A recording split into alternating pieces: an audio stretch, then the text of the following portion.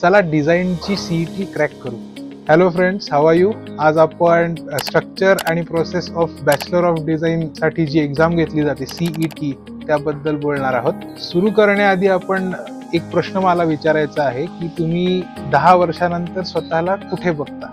Career निवडताना तुम्हाला हा प्रश्न कायम विचारला पाहिजे.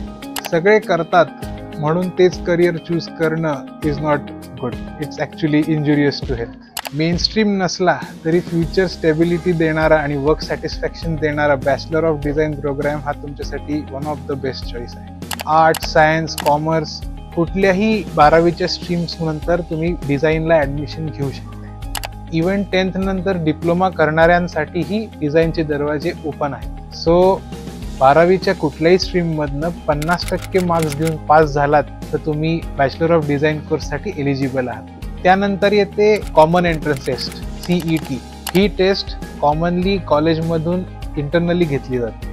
त्याचसोबत undergraduate common entrance examination for design UCET सुद्धा तुम्ही देऊ शकता. The bottom line is CET is to conquer. CET is an offline pen and paper based examination of 100 marks. तुमच्याकडे 4 तास असतात. पहिल्या 45 मिनिटांनंतर तुम्हाला एक ब्रेक मिळतो. त्यानंतर 3 तास तुम्हाला पेपर सॉल्व्ह करावा लागतो. एक्झाम नंतर तुमचा एक फॉर्मल इंटरव्ह्यू सुद्धा घेतला जातो.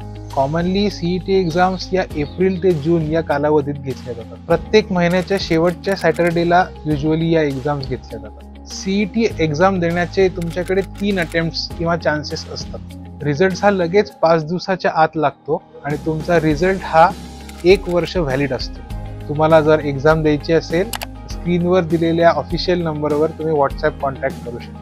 तुम्हाला एक गुगल फॉर्म मिळेल, तो भरून तुम्ही CET देऊ शकता. CET फॉर्म भरण्यासाठी ऑल कॅटेगरीजसाठी 1000 रुपये एंट्री फी घेतली जाते. CET मध्ये क्वालिफाय झाल्यानंतर लगेच प्रोव्हिजनल स्वरूपात तुम्ही ॲडमिशन घेऊ शकता. तुमचा 12वीचा रिझल्ट लागल्यानंतर तुम्ही ही ॲडमिशन कन्फर्म करू शकता. बॅचलर ऑफ डिझाईन हा फ्युचर ओरिएंटेड कोर्स महाराष्ट्रातल्या फार कमी कॉलेजेसमध्ये आहे.